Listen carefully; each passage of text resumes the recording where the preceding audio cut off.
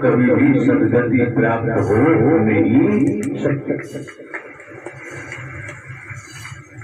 तो श्रीमान जी समय मिला है, कोई संस्कार होगा, एक रहेगा। हमारे पास कोई रूप नहीं, रंग नहीं, वेश नहीं, जटा नहीं, जूट नहीं, कंठी माला नहीं, तिलक छापा नहीं, घोट नहीं, और हम कोई साधु संत महात्मा नहीं, बाबा नहीं, कथावाचक उपदेशक नहीं।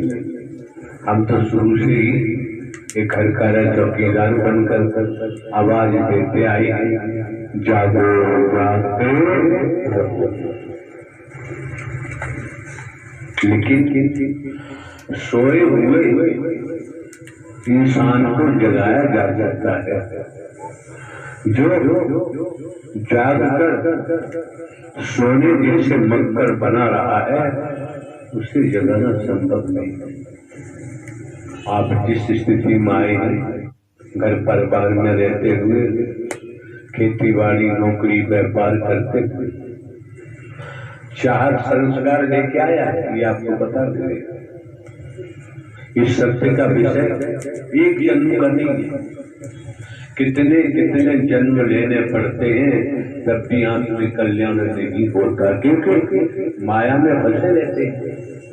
माया मोह, ममता, लोभ, काम वासना, अहम, मैं मेरी अपना पराया, ये सब माया, ये सब माया है। और इससे कोई बचा हुआ संसार में दिखाई नहीं देता, इससे कोई बचा हुआ संसार में दिखाई नहीं देता। अब क्या करें? तो मार्ग मिल गया। कैसे मिल गया? राजा परीक्षित द्वापर में जाए, अभिमन्यु का बेटा, सब पांडव धराशायी हो गए, मृत्यु हो गई। राजा परीक्षित भ्रमण पर निकले होंगे, हमारा बुद्धि खराब हुई, बात आती है सोने का मुकुट, समझने का प्रयास, सोने का मुकुट। और पहले ही परिचय कह चुके थे कलिकाल से कि तुम शराब के अड्डे पर बास कर, तू जुआ घर में बास कर, तू अपराधियों में बास कर, तू व्यभिचारियों में बास कर, और तू कंचन में बास कर। कंचन को सोना बोलते हैं, कंचन बास कर। और वही पुराने समय का जलासंध का मुकुट, जो राक्षस हुआ है, जलासंध का मुकुट, भीम ने जलासंध को मृत्यु घाट उतारा, वही मुकुट ले आया। और वही जलासंध वाला मुकुट राजा परीक्षित ने परिकोट में लगा लिया। बुद्धि खराब हो गई। आगे जाके कोई संत तपस्या कर रहा था, मरा हुआ सरफ पड़ा हुआ था, ऐसा लेख कहता है। इसमें हमारी व्यक्तिगत वाणी नहीं, लेख कहता है, वेद कहता है, शास्त्र कहता है, धर्म ग्रंथ कहते हैं, पुराण कहते हैं। वो बात आपके सामने रखी जा रही है। और एग्जाम्पल, उस संत के गले में मरा हुआ सरफ पड़ा दिया। उस संत का कोई बेटा रहा हो, वो भी संत था, तपेश्वरी था। उसे पता चला कि मेरे बूढ़े बाबा, बूढ़े पिता के गले में राजा परीक्षित ने मरा हुआ सर्प डाल दिया, तेज मारकर श्राप दे दिया। उसने श्राप दे दिया, तूने मेरे पिता के गले में मरा हुआ सर्प डाला, जा 7वें दिवस तुझे तक्षक नाग डस लेगा, तेरी मृत्यु हो जाएगी।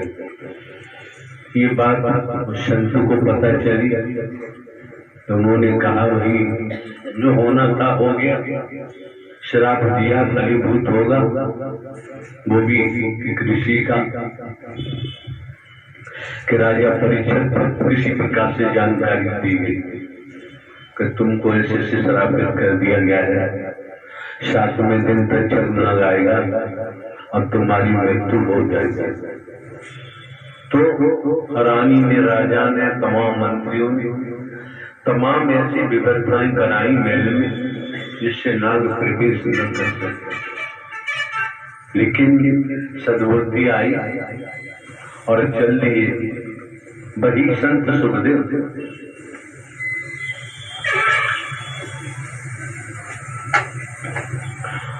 बाहर निकले। उनको बहुत रोका, वेदव्यास के पति ने उन्होंने कहा नहीं, मैं यहाँ रहूंगा तो मुझे माया चाट जाएगी। मैंने सत्य हरि परमात्मा की सत्य मर्खता सुनी है, मैं इस माया में फंसना नहीं चाहता। समझो जरा, और समझने का प्रयास। तो राजा परीक्षित सुखदेव के चरणों में जाके दंडवत प्रणाम किया, अपनी पूरी बात बताई कि प्रभु मैं आपसे जीवन मांगने नहीं आया, मुझे पता है मैंने किया है, मुझे श्राप लगा हुआ है, 7वें दिन पंचक नाग आएगा, मुझे डस लेगा, उसके फिर मेरी मृत्यु हो जाएगी।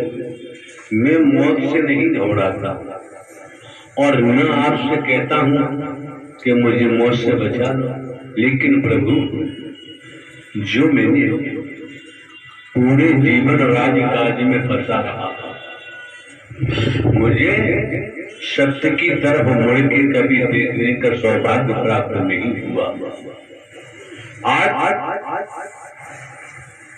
सत्य की तरफ देखने का मुझे सौभाग्य प्राप्त हुआ है। प्रभु ऐसी कृपा करो, जो मैंने पूरी आयु में सत्य का धन नहीं कमाया, मेरे पास 7 दिन है और 7 दिन में मैं सत्य की कमाई करना चाहता हूँ। सुखदेव को समर्पण होगी, राजा परीक्षित समर्पण हो गए और बाबूजी समर्पण के बाद ही दुर्गति हटती है, कुमति हटती है, और जिसको समर्पण हुए हैं उसको देख लो, समझ लो, परख लो, ये है क्या। अगर उसमें पावर है, परम सत्ता का वास है, तो सोच लीजिए 7 जन्मों में क्या 70 जन्मों में 70,000 जन्मों में सत्य का धन नहीं कमाया, तो वो जहाँ परम सत्ता विराजमान है, एक पल में खेल हो जाता है, दूसरे पल की जरूरत नहीं पड़ती है। लेकिन बाबूजी समर्पण का खेल है, पूरा खेल समर्पण का था। आप देखते हैं, आपकी माँ बहन बेटियां, लड़की की 18-20 साल की आयु हो गई, उससे कोई छेड़ता है गाँव वाला, क्या लड़की खेत में है, कोई नुकसान करता है तो लड़की जानी दुश्मन हो जाती है। मेरे खेत में से तूने भुटिया के तोड़ी, मेरे खेत में से तूने बाजरा के बाली के तोड़ी, चढ़ बैठती। वो जानती मेरा, बचपन से ही माता पिता सबने सिखाया है, ये खेत भी तेरा है, कोठी भी तेरी है, ये माता सही भी तेरी है, ये पिता सही भी तेरे हैं, ये भाई बंधु जन भी तेरे हैं, कुछ सिखाया था। तो सबको अपना ही मानती है, ये भाभी तेरी, ये भैया तेरा है, भतीजे तेरे हैं, यही भरा हुआ। तो अगर कोई किसी प्रकार से परिजन को कुछ कहता सुनता है तो लड़की तुरंत सामने आ जाती है, मेरा भतीजा है, तू दुर्व्यवहार कैसे करता है, मेरा तुरंत आता। जब लड़की शादी होकर डोली में बैठकर ससुराल जाती है, उससे पहले जिस माँ ने ये बबार भारतीय लड़की है, मैं भी तेरी हूँ, तू मेरी है, पिताजी भी तेरे हैं, भैया भी तेरे हैं, जमीन जायदाद भी तेरे हैं, कोठी बंगला भी तेरे हैं, ये चाचा ताऊ नाना माँ भी तेरे हैं, सब भारतीय परिवार वालों का कचरा। अब उस समय माँ ने ही कचरा लगाया, क्या तू जहाँ जा रही है ससुराल वही तेरा घर है, यहाँ से कोई तेरा संबंध नहीं। अब अकेली किससे बात करे, जान नहीं पहचान नहीं, कोई सब अनजान है, अजनबी है। जिससे शादी हुई है वो भी अजनबी, क्या करे। अब अपने मन ही में जिनकी शादी हो चुकी है, मन ही मन में उथल पुथल होती है, मैं कहाँ फंस गई। जिनको मैंने 20 साल अपना माना, उन्होंने भी मना कर दिया कि यहाँ से तेरा कोई मतलब नहीं। अब मैं क्या करूँ, कहाँ जाऊँ, उधर पड़ी हुई है लड़की।